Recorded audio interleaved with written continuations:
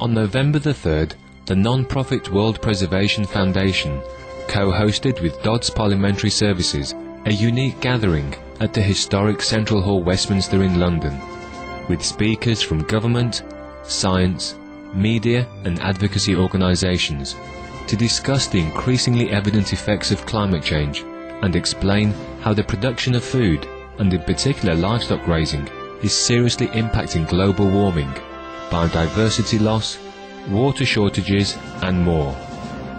Leaders Preserving Our Future, Pace and Priorities on Climate Change was attended by experts and dignitaries such as the Duchess of Norfolk, High Commissioner for Antigua and Barbuda, Dr. Carl Roberts, Dr. Esther van der Voort, a representative from the United Nations Environment Programme, and the ambassadors of such countries as Russia, Bolivia, Nepal and others. The highlight of the afternoon was the presence of Supreme Master Ching Hai, who delivered a message via video on solving the large environmental crisis of concern in the meeting, as well as urging leaders and co-citizens alike to make courageous, earth-saving changes.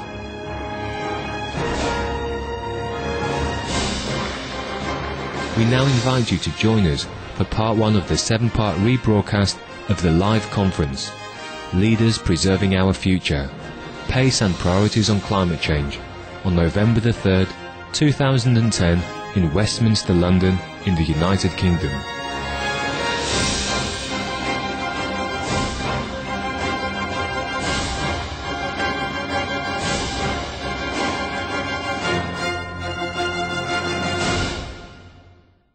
So, just to welcome you all to today's conference, Leaders Preserving Our Future, Pace and Priorities on Climate Change, which is jointly organised by Dodds and the World Preservation Foundation. And we really are delighted to have you here, particularly in the circumstance.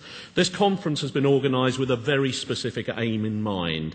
It's to raise awareness about the urgency of having a near-term solution for climate change and to highlight one of the most effective solutions to achieve this. As you will notice, we've got a lot of speakers today, many of them sitting next to me even as I speak, and they're from different scientific fields and very many prestigious organisations. So I'm going to start by introducing our first speaker, who is Jeff Tansey. Jeff is a trustee of the Food Ethics Council in the United Kingdom and one of the 6 recipients of the Joseph Rowntree Visionaries Award.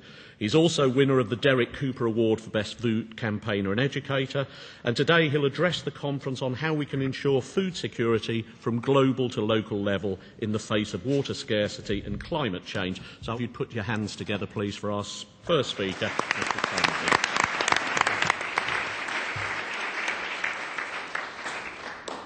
Right, thank you. Good morning, ladies and gentlemen, and thanks to the Foundation for the invitation to speak here. The Food Ethics Council is an independent charity that seeks to put ethical thinking at the heart of our discussions on food. And that means looking at social justice and fairer decisions within the framework of the bigger picture. I'm speaking here personally, but drawing on some of the work of the Council. But first, let's look at today's world. We have a dysfunctional food system, despite having the capacity to feed everyone well. It leaves getting on for 1 billion people hungry, well over that, overweight or obese, and even more with micronutrient deficiencies. The poor are affected most. Most people still work in agriculture globally. Most poor people are still in the rural areas, and women are often the most badly affected. Yet they're also responsible for the majority of food produced and hold much knowledge about farming in challenging and difficult environments around the world. Now, achieving food security for all is a complex challenge, and it's got many ingredients, and there are lots of definitions. After the first world food crisis in the 1970s, the focus was on grain reserves, as this quote illustrates. Now, this broader definition from the FAO summit in 1996 is usually linked to thinking about food security in terms of 3 words: accessibility, availability, and affordability. But it actually neglects how food is produced and distributed and the sustainability of that. Some more recent thinking looks at sustainable food systems where you're very clear about what the goals are. It includes the 3 A's, but embeds them in systems that are sustainable and resilient. Increasingly, however, peasants' movements seek food sovereignty, which adds who has what power and control in the system into the equation.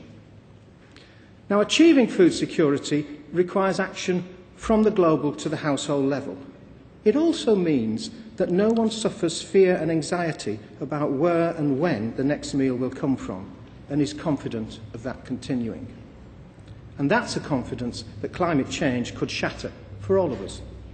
The long-term worst-case scenarios see farming becoming impossible in many tropical latitudes, failing monsoons in India, loss of the Amazon rainforest, widespread desertification in Africa and elsewhere, leading to population movements the like of which we have never seen. The best single way of dealing with these is not to go there, to change our practices now before it's too late.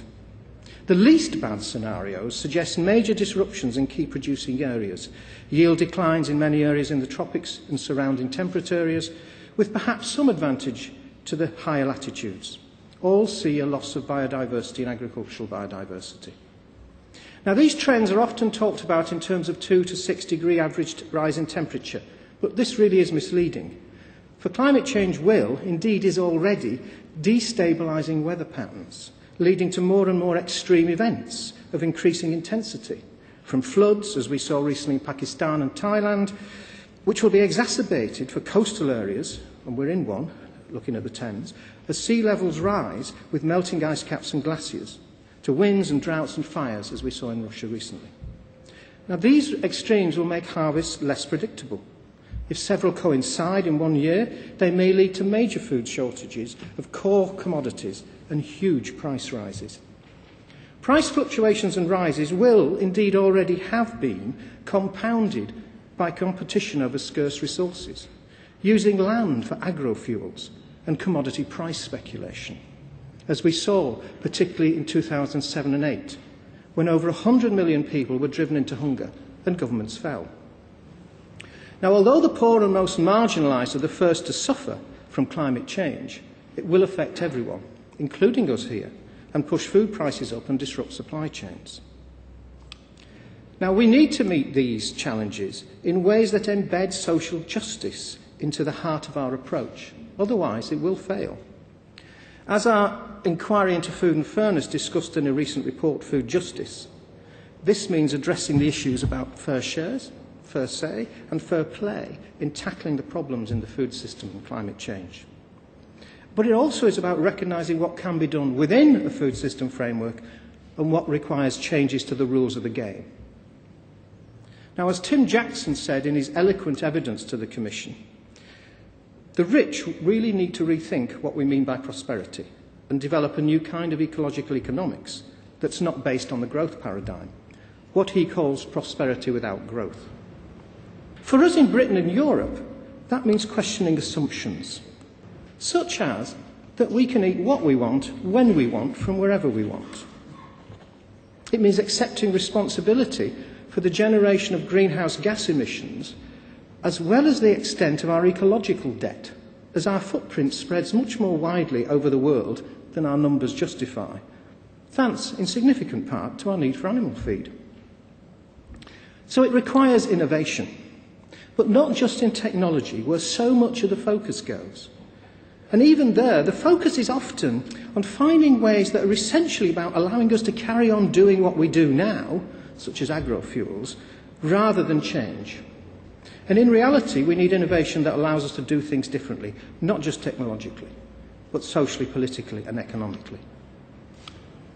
We need to rethink the way we produce food, to move from intensive systems which are fossil fuel based to farming systems that are more agroecologically sound and resilient, as has been argued in various reports over the last few years, the global report at the top, the one from the National Academy of Sciences in the States. But we do also need to rethink what we consume. Whether or not we can feed a world with a population likely to stabilise at 9.5 billion people depends upon what they all eat and the impact of producing that food on our life support systems. Now, it wouldn't be sustainable nor healthy, for example, for global meat and dairy consumption levels to rise to that of the American or European level.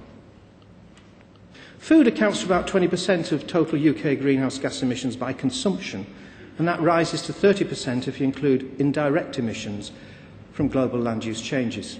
Meat and dairy is about 7 to 8%. Agriculture globally also uses about 70% of the water that's abstracted, and the UK imports about 2/3 of the virtual water it uses in food. And the way we do things at the moment increases the loss of biodiversity and agricultural biodiversity. So, apart from action to change on production, we also need action on waste and consumption.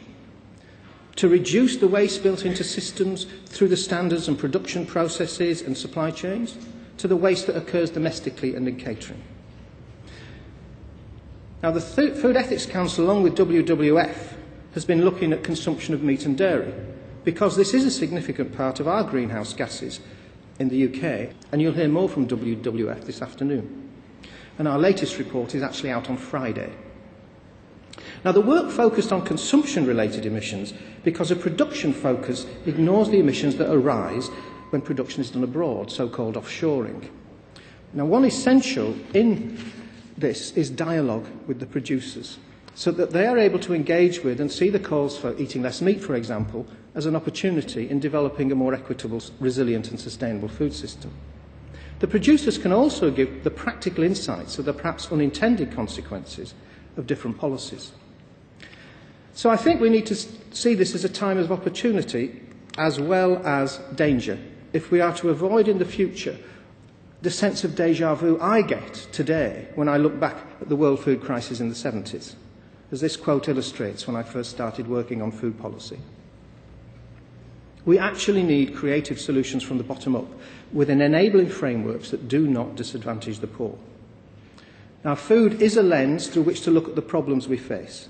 It connects peoples, and it's an opportunity because it's something that everyone needs. And it's a way of helping people understand both the importance of dealing with climate change and the things that can be done about it. And the way we deal with food links sustainability, health of people and planet, and social justice, and that includes gender equality. And I look forward to hearing more detail about the other areas as we go throughout the day. Thank you very much.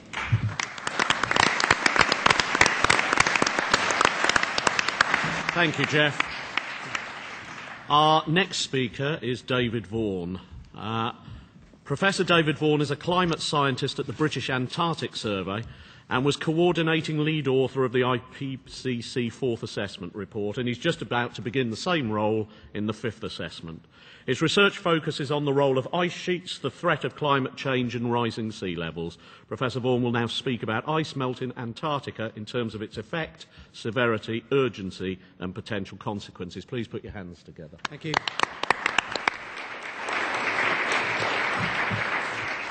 Thank you very much. I speak today as a working scientist rather than a representative of the IPCC, but I do have those roles that were pointed out. Sea level rise is somewhat the poster child of climate change, partly because people can really understand, quite simply, what the impacts are. That's actually an illusion. Some of the impacts are quite subtle and difficult to understand. We're going to talk about some of those in this talk. Sea level rise has two aspects that speak to the climate change debate. One is the longevity of the response that's provoked by climate change that might go on for many, many centuries after carbon emissions have stabilised. And the other is that there is really no going back, that once sea level rise begins, then it is here to stay for a considerable period. And the only rational response in the short term, let's say less than 200 years, is adaptation. Climate change is being provoked by increasing carbon dioxide and methane, greenhouse gases. I think there's very little doubt about that. And throughout geological history, as temperature has risen, carbon dioxide and greenhouse gases have risen, so has sea level. The question is really what's going to happen in the future. And there are several different sources of sea level rise within the Earth system. One is the straightforward expansion of the oceans as the temperatures rise. Actually, this takes many decades, perhaps even longer than that, before the heat really gets into the deeper parts of the ocean and the full effects of ocean expansion are seen. Then we have the loss of mountain glaciers around the world, and throughout the world mountain glaciers are now being lost in virtually every glaciated mountain range. This is just one example. I showed it to somebody the other day while I was trying to put this together, and they said, that's a lot of ice. And indeed it is. This is just one glacier. Elsewhere there are, in the polar regions, two large ice sheets, one in Greenland and one in Antarctica. Each has the capacity, the ice in it, to raise global sea level by many metres. And we are now seeing some losses in those areas.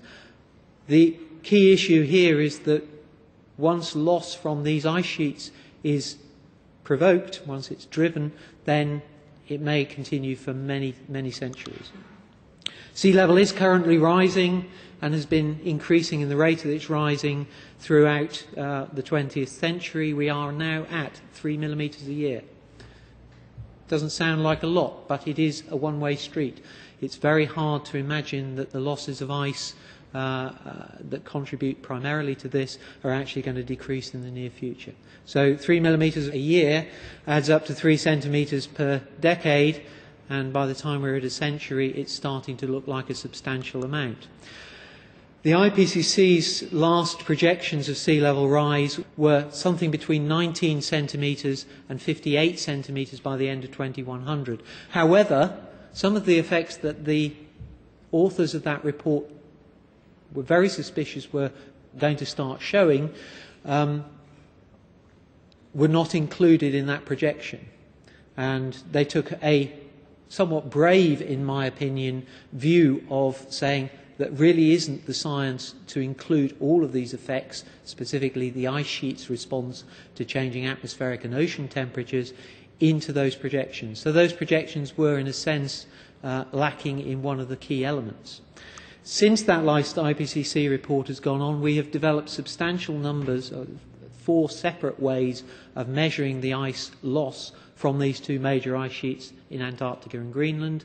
And you can see that there are some large areas where ice loss is now persistent year to year, and is sufficient that it's making a significant contribution to that 3 millimetres a year of global sea rise.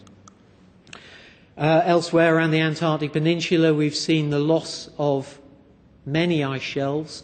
This one in the background, Wilkins Ice Shelf, was the most recent one to really hit the headlines, but actually the headline news is not the one that I want you to take away. The smaller diagram to the right-hand side shows that this pattern has been persistent all the way along the Antarctic Peninsula, where ice shelves have been retreating over a considerable period, at least the last 50 years. Those are the projections from the IPCC. However, if we start to think about what those projections might look like if we really do include realistic contributions from ice sheets, then perhaps we can think of, certainly the left-hand diagram shows quite a moderate scenario that continues the rate of sea level rise over the last 150 years, shown in the green line, in a relatively simple progression and reaches 0.5 metre by 2100. And a more aggressive increase in the rate of ice loss from Antarctica and Greenland would push us up to something like the right-hand side diagram, where we have about 1.4 metres by 2100. Now, these are still well short of the real doomsday scenarios that some commentators, even some scientists, have been talking about. And I actually think that that right-hand side does represent something close to an upper limit on the likely sea level rise by 2100. However, by the time we get to 2100, in that scenario, we're seeing sea level rise at a rate of about 10 times its current rate. What does this really mean? It's very hard to understand really what, let's say, a metre of sea level rise actually means. Well, let's focus on London, because we're here, and along with 1.25 million other people and an enormous amount of property and assets close to sea level. In the UK, we've been very responsive to flooding events in the past and have raised our sea defences largely when a flooding event has actually driven us to do it. You can see this seawall down near Greenwich and how it was raised, most notably after floods in 1928, and then again as the Thames Barrier was being built after the 1953 flood. We've tended to be extremely responsive in the way that we look at sea defence and build to it. In the future, we need to be much more proactive.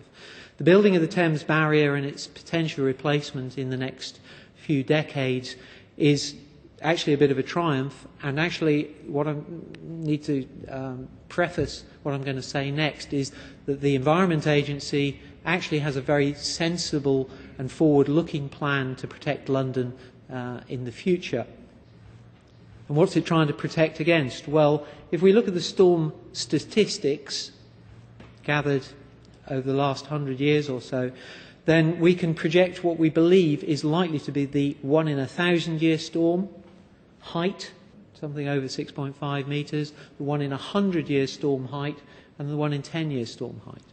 Now you can see that if we raised global sea level by 50 centimetres, remember that's actually a fairly moderate range, we shift this axis along the bottom so that the 1 in 100 year storm surge is now equivalent to what was the 1 in 1,000 year storm surges. Another 50 centimetres of sea level rise, and that 1 in 1,000 year storm surge, when the Thames Barrier was built, will now start to come every 10 years. So we would really, under that scenario, have to consider a substantial raising of Thames protection, sea defences. Looking more globally, we have enormous sea level populations now living close to coasts and in vulnerable areas, and already about 10 million people a year are affected by coastal flooding. That might go up naturally without sea level rise to something like 30 million a year by mid-century. If we have a substantial sea level rise on top of that, then we could easily double that. This is enormous numbers of people suffering from coastal flooding every year. Obviously, in developing countries, there are significant issues associated with survival of coastal populations. And we tend to think of the developing countries as uniquely vulnerable to this. In many ways, our developed cities and developing countries have actually developed to the state that they've lost their adaptability. And this is a picture of New Orleans after Hurricane Katrina. I'm not saying that global change caused Hurricane Katrina or even indeed the flooding here. However, it's fairly clear that with sea level rise in the future, more events like this are likely to occur and with a greater frequency. So, what's the role for science now? Well, I think we have got past the point where scientists really should be issuing warnings of drastic climate change and really looking to our role of what we can do to help society come to terms with this. Indeed, in sea level rise science, I think we have a great role in improving the quantification of risk, improving the basis for sea defence planning on that relatively short time scale of, let's say, 100 to 200 years, support for coastal adaptation, where defence is not the only answer, and the avoidance of unwarranted expenditure or expenditure that is too soon. Good predictions allow you to time the expenditure of sea defence infrastructure much more effectively. And finally, we have a role in contributing towards a fuller evaluation of the long-term impact of climate change on the planet and the commitment to long-term sea level rise that will continue even after carbon dioxide emissions have stabilised. European Union is funding at the moment a substantial programme with 24 institutes across Europe to contribute towards sea level rise projection, and this is my project that I'm leading at the moment. Thank you very much. Thank you. Thank you, David. Our next speaker is John Topping, the founder and president of the Climate Institute in Washington, D.C., served as editor for portions of the IPCC First Assessment Report and was recognised for his contribution in the 2007 award of the Nobel Peace Prize to the IPCC.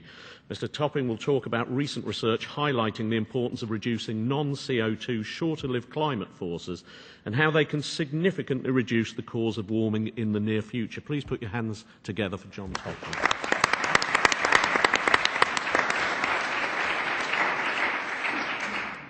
Thank you very much. Dr. Vaughan's presentation, I think, underscored the urgency of acting, and what I'm going to do here is pick up on something where I want to compliment the World Preservation Foundation and Dodds for their prescience, really, in a couple of regards. One, of focusing very much on the role of agriculture and food systems, really, in the whole climate issue. This has really tended to be underplayed very much in most of the discussions. And also on recognizing the importance of moving on or shorter-lived greenhouse gases, things other than carbon dioxide. Not that we don't want to move on carbon dioxide, but if we wait and we focus only on carbon dioxide, all the worst things that were projected by Dr. Vaughan on the high end would probably happen. And it's one of the reasons why Micronesia, one of the very vulnerable island countries, has really been very active in the UN in pushing for action on black carbon. I'm grateful to Dr. Michael McCracken, our chief scientist, who also ran the U.S. National Assessment and for 4 years headed the International Association of Meteorology and Atmospheric Sciences, and my colleague, John Michael Cross, for developing some fairly interesting graphics to illustrate the opportunities and the need to act. First, you'll see using the business as usual scenario. BAU essentially is what happens if you don't have climate conscious policies, but you assume a certain amount of natural energy efficiency that would happen with the development of the world economy. And as you can see, there are legacy greenhouse emissions, primarily CO2 from the past century. Some would be longer-lived greenhouse gases like nitrous oxide, some chlorofluorocarbons, which still persist even though we've moved aggressively under the Montreal Protocol. There would be rapid increases under business as usual in CO2, but also from methane, which would be associated both with agricultural activity and energy activity, from tropospheric ozone, which is essentially a product of a variety of carbon monoxide, methane, hydrocarbons in the presence of NOx, essentially creating something that is dangerous both to human health and to agricultural crops. It's what we tend to think of as smog in urban areas and so on. And then some other greenhouse gases, nitrous oxide and a variety of others here. Black carbon is something that really was ignored largely in the climate debate until the last couple of years. It's probably where we can make the biggest difference in the near term. I mean, this is essentially soot and, particles that are a great danger to human health. Because they're only up for a week or two at a time, the tendency was to not factor them in. But the problem is they're constantly replenished. If cook stoves don't change, if the urban transportation doesn't change, if the industrial practices don't change, those particles are replenished readily. And on the other hand, if they do change, you can make a huge difference in radiative forcing very quickly, while also having very positive impacts on human health. There's also a huge inertia within the energy systems and also, to some extent, within the agricultural systems of the world. In the U.S., interestingly, in the last couple of years, there's been a dramatic drop in CO2 levels from 2007 to 2009, about a 10% per capita drop, half of that due to changes in the world economy, other things really due to switching from coal to natural gas, because we have a lot of available natural gas, and a variety of other things that are structural change. We have a couple of practical problems with the greenhouse system right now, the trading systems formally. In the formal system, 1 ton of methane is equated to 22 tons of CO2. But the practical problem is if if we're concerned with the very dangerous things that could be happening soon, we probably ought to have a much higher evaluation for methane. I mean, many of these tipping points are really likely to happen in the lifetime of many of us in this room, not in 2100. I'll give you a quick illustration here. I mean, the 1 to 22 is really looking at this over a 100-year period. But if we really look at the equation over a 20-year period, methane, could have a much higher valuation. The reason for that is typically you're talking about a 12-year residence in the atmosphere versus much longer terms in carbon dioxide. So in terms of what's driving the changes that would be melting the Greenland ice sheet, that would be causing the positive feedbacks, the metastatic climate change that may be going on in the Arctic, changed albedo, other things that are feeding on itself. This itself is a problem. What's interesting is while carbon dioxide is the most important single constituent driving climate change, it's responsible for less than half. And because it's so persistent in the atmosphere, you aren't going to make a huge dent right away. Even if we could wave a magic wand, we would find carbon dioxide concentrations and stop all emissions would still stay awfully flat, and the radiative forcing would still be very, very large. So this underscores the need to work in some other areas. Now, the fortunate thing about this is most of the other short-term climate forcers are ones where there are huge human health benefits or other win-win aspects. Methane, the levels have been rising. Last 12 years in the atmosphere, it has roughly half the effect of CO2. But there are a remarkable number of win-win aspects when we talk about reducing methane. Coal miners' safety from draining of methane that would be responsible for explosions, harvesting energy from gas pipeline leaks, from avoiding flaring, landfill methane in the agricultural area, improved animal husbandry, and moving to a more plant-based diet, which would reduce both CO2 and methane basis, and probably doing that primarily on a health basis. Now, black carbon plays a couple of important roles. It's only up for a short period of time, but it's constantly replenished. It has a warming effect that's roughly 55%, according to the better science on this, I think, is the Ramanathan Carmichael science of CO2, and that doesn't even include calculating the albedo effect, where in the Arctic it plays a much larger role, and in the Himalayas as well. They're potentially impairing water supplies. But it has huge impacts on human health, and that's perhaps the key to being able to get aggressive action on this. Now, the regional effects of this are quite large.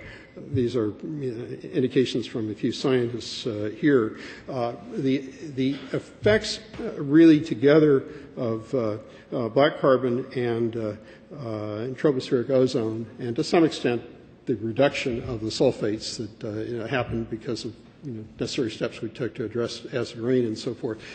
These look like the primary driver for the very, very rapid warming that has been happening recently within the Arctic, and there's a real opportunity to make a difference here. Now, what are the opportunities from aggressive actions on black carbon?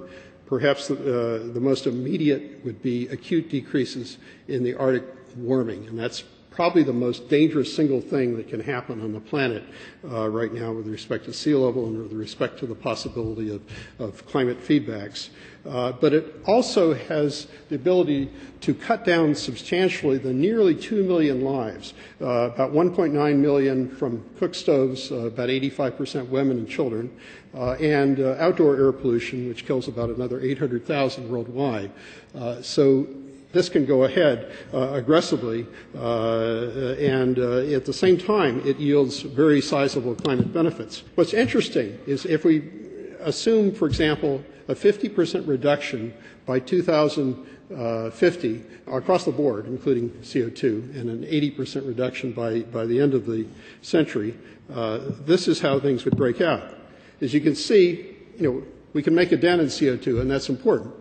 But we can make a huge dent and the other gases because of the times and so forth there, and especially so with respect to black carbon.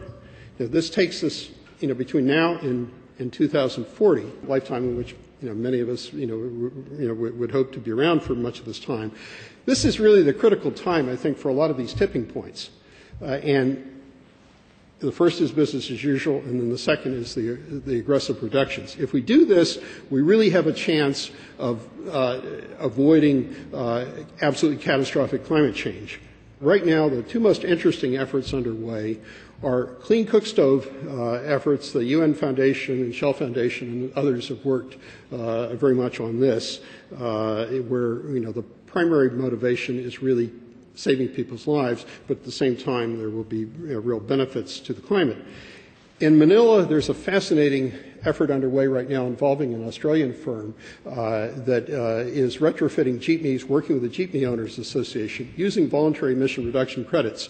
Jeepney drivers die a lot sooner than others, and the pollution levels are very high as a result of this. Hopefully some of these things through the voluntary emission reduction credit systems will happen.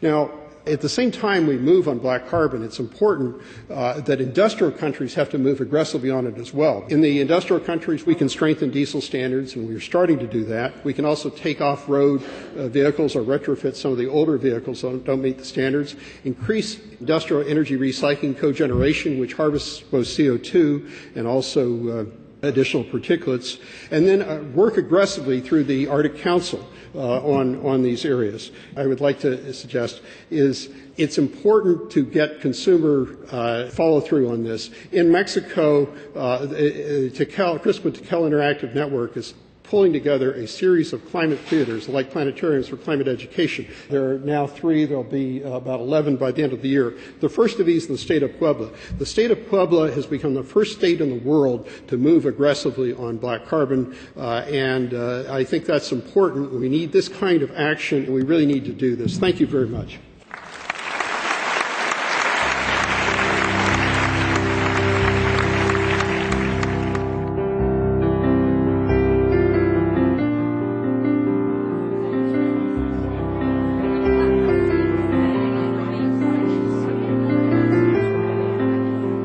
The most powerful thing I've learned today is a camaraderie that exists in the whole movement towards a meat-free society on planet Earth.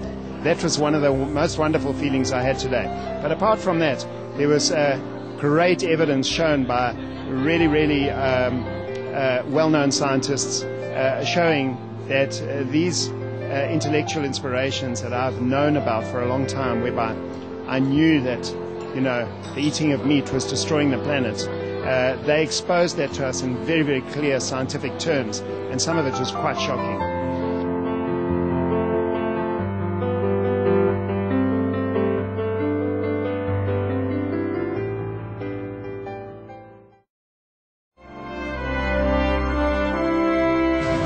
Thank you for joining us today for Words of Wisdom. Join us again Friday for part 2 of Leaders Preserving Our Future, Pace and Priorities on Climate Change.